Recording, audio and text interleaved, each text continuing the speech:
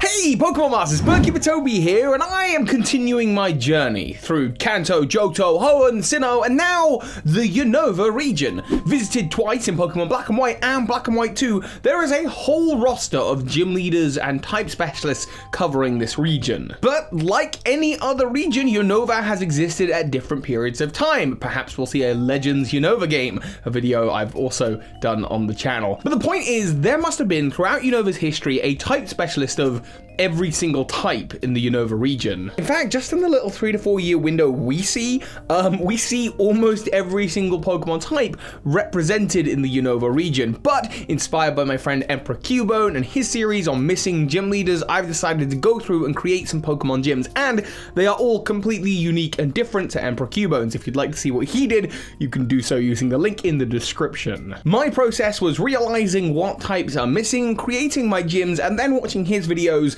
to make sure that our ideas were as different as possible. And yeah, I mean, we've got some differences. Just looking at the first Pokemon gym, you've got Chili, Silent, and Cress, fire, water, and grass represented in the Unova region.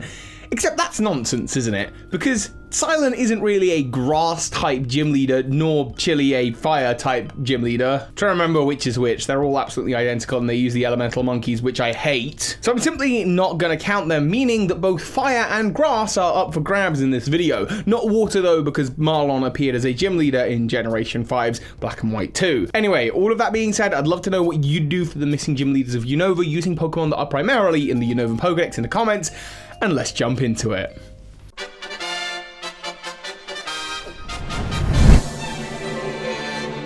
So, Pokemon Masters, in the original Pokemon Black and White and then in Black and White 2, if you combine all of the type specialists, the only types that are missing, genuinely, are Rock and Steel. And 2 gyms doesn't make for a very interesting video. But like I said earlier, Chili, Silent, and Cress, we're not going to count them. Water's taken because of Marlon, but that still gives us fire and water to work with. No, fire and grass to work with, giving us 4 types, plus of course Fairy, which didn't exist in the era of Unova, but we'll start there with our Fairy gym if we were retroactively going back and using the Unovan Pokedex, which by the way is the biggest Pokedex for them all. That said, Fairy is still a hard type to deal with. So let's go to the starting town. Nuvema or Asperita Town. Are those the starting names? I don't know, I haven't played the Gen 5 games a lot. I think that's right. Depending on whether you're playing Black and White 1 or Black and White 2, you start in different towns. One of them has a Pokemon Center, the other does not. Nuvema Town, the start of something big. But you know, times are changing, and this is the future, home of the first Pokemon gym, the Fairy type, and the Pokemon Center has moved in with its gym leader, Nurse Joy. I know what you're thinking. Hang on, Pokemon Center, Nurse Joy, Fairy Gym, what? See, in Generation 5, there is only one Pokemon to get hold of the Fairy type, and that's Cottonee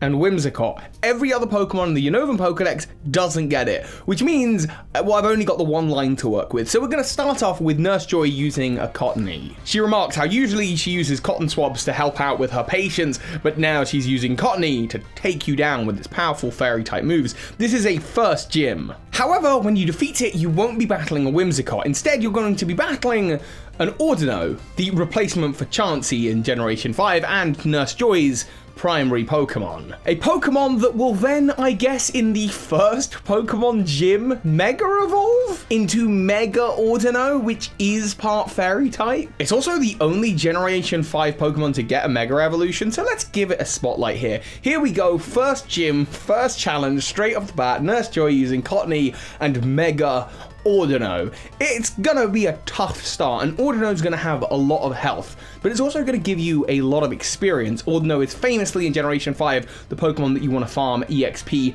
from, meaning that your starter Pokemon, Oshawott, Snivy, or Tepig, probably Tepig. We don't choose Snivy, not on this channel. Servine is, and will remain to this day, to just be a dumb looking Pokemon. Means whatever your starter may be, it is going to evolve. A great way to end the opening of a game. Next up, let's look at those obvious 2 types that Unova has missing, Rock and Steel. We're going to start with Rock. And the rock type is also really, really hard because in the Unova region, there's only 3 evolutionary lines that contain the rock type, Gigalith and the 2 fossils, which means it's really hard to make a diverse team. So I've bent the rules a little bit. I hope you'll forgive me, but heck, it's my series. Well, actually, it's PokeMenz series, but this is my version of it. And that will be that the rock gym has taken over the museum in Nacrin City, and I hope I'm pronouncing it right. I really struggle with these town names in Generation 5. Where the museum is usually run by the gym leader Lenora, but this is in the past or the future of the region, so instead it's going to be Lenora's husband,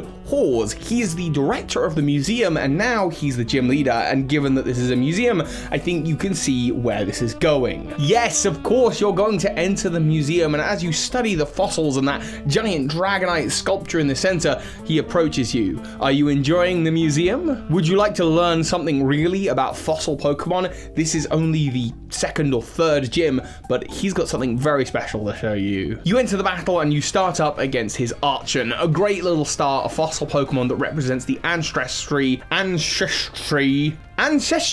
A few moments later. Ancestry of all bird Pokemon. But you, of course, defeat it, and then he sends out Tirtuga, a Pokemon that he loves because it's a fossil Pokemon, and also because it's in one of his favorite Bird Keeper Toby videos. You know the one. You know what I'm talking about. He's a big fan of Pokemon evolution and speculation around Pokemon evolution, so you beat the Tirtuga, but then what's left? Gigalith? Gigalith to me doesn't really fit in with the theme of a rock-type gym that is to do with fossils. So instead, and I hope you don't mind, I've invented a Fakemon for this one. Look, if Generation 6 can retroactively give Ordino a Mega Evolution, then I think I'm okay to give, I don't know, Generation 5 a regional variant? A regional variant of Ancient Dragonite, a rock dragon type extracted from the fossil within the Narcine Museum. This Pokemon obviously has taken a lot of inspiration from Dragonite, but also Aerodactyl in the way that it looks, and by fusing the fossils of Dragonite and Aerodactyl,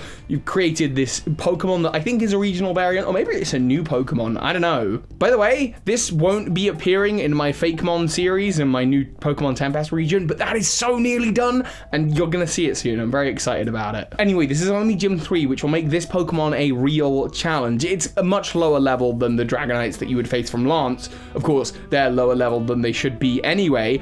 I see you, Lance. Cheating. But it does know moves like Dragon Pulse and Rock Slide, which is going to make it a great challenge. And again, sorry for bending the rules. We'll go nice and conventional with the Steel Gym. And to me, it's really obvious what the theme should be here. When we look to Team Plasma, we see this underlying theme of knights and warriors, and in the Unovan Pokédex, there are a lot of steel Pokemon that fit in with this theme. I love the idea that the gym leader is an ex-member of Team Plasma, perhaps the captain of the Team Plasma frigate, who's now taken over the Royal Unova, a big ship ported in Castelia City and now the main home of the Castelia City Gym. This ship's captain, who used to be Team Plasma, has a whole onslaught of steel-type Pokemon. Starting off with Pawniard, it is merely a pawn, just an opening salvo before the real battle begins against Excavalier, the jousting knight, ready to pierce through your armor using your incredible steel powers. And I know you're thinking, heck, I'll just bring some fire type.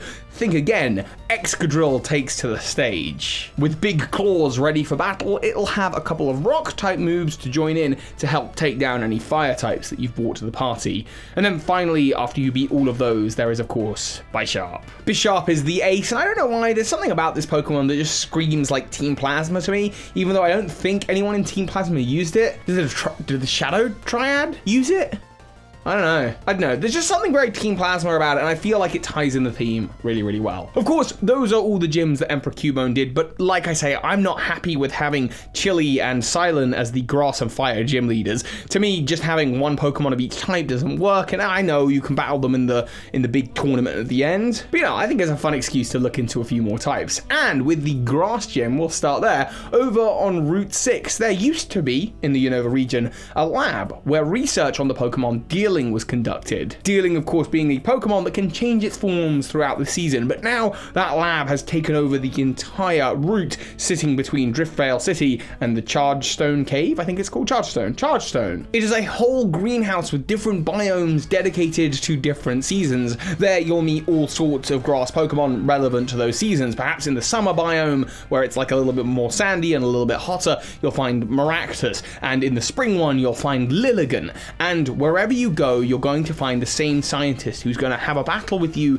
in 4 sections. Each time he's only, of course, using the one Pokemon, and that is a Sawsbuck. And depending on the biome you're in, it changes its form. It's definitely more of a gimmicky gym battle as you chase this botanist scientist around the greenhouse. But you'll feel pretty rewarded when you've gone through every biome and battled every grass-type Pokemon that the Unova region has to offer. But my favorite one by far, and I'm so glad I added this, is the Fire-type gym leader. For, speaking of deserts, out in the deserts of Unova, there was once an ancient kingdom, a ruin that is buried underneath the sands. What type specialist once lived out there in ancient times? What was it like when it was still a great civilization? Perhaps we'll find out in Legends Unova, if that ever comes out. Or perhaps it's a future take where Alder's grandson, Benga, has taken over this place and created it into a fire-type gym. In fact, let's go with that. Benga has become the Fire King, and he waits in the desert ruins, waiting for you. You navigate around this sandy palace, falling through holes in the floor, and navigating your way to a room that you might know as Volcarona's room. And there he is. Fire King Ozai. No, wait, Fire King Benga, and he is ready to battle. The first Pokemon out, of course, is a Darmanitan, because Darmanitans are known for sitting outside of the desert ruins. It's a sort of guardian of this gym. Then you battle against Chandelure, which is Benga's way of representing the ghost Pokemon, the energy that has been lost in this ancient palace, brought together inside his fire-type Chandelure. But you beat it, and now, of course, we send out a Heatmore, which is just a nice way to give Heatmore some love, because Heat needs some more love, you know? It's just a really, really forgettable Pokemon, but then when you defeat it, you're gonna face off against one of Benga's 2 dragons. See, depending on whether you're playing Black or White 2, he has either a Garchomp or a Dragonite, and we're gonna load it up with Fire-type moves. It's just your conventional fire-breathing dragon, and a little bit of a twist on the gym. But, you know, it wouldn't be right using this character without using this Pokemon, and of course, when you defeat him, finally you defeat all of his Pokemon, you are left against his final Pokemon, the room you're standing in, Volcarona's room. You're going to battle against Volcarona. Which, of course, is a really nice throwback to his grandfather who had Volcarona as his ace. Perhaps this is the same Volcarona. And there you have it, a powerful fire gym. And those are just what I would do for my missing gym leaders of the Unova region. Maybe you look at the Pokedex and you see something totally different. I like to try and combine these gyms with, like, themes and that kind of thing, which becomes very hard when we're localized to just a single region's worth of Pokemon. Still, we got Kalos, Alola, and Galar to go. I don't know, maybe I'll do them chronologically. I might do Galar next, to be honest. I'm interested. Yeah, let me know what I should do next. Comments down below. Thank you all for watching. New videos, of course, coming out weekly. And of course, so hi, Pokemon Masters. This is Ash Ketchum. You just watched a video by Birdkeeper Toby. That makes you a Pokemon Master.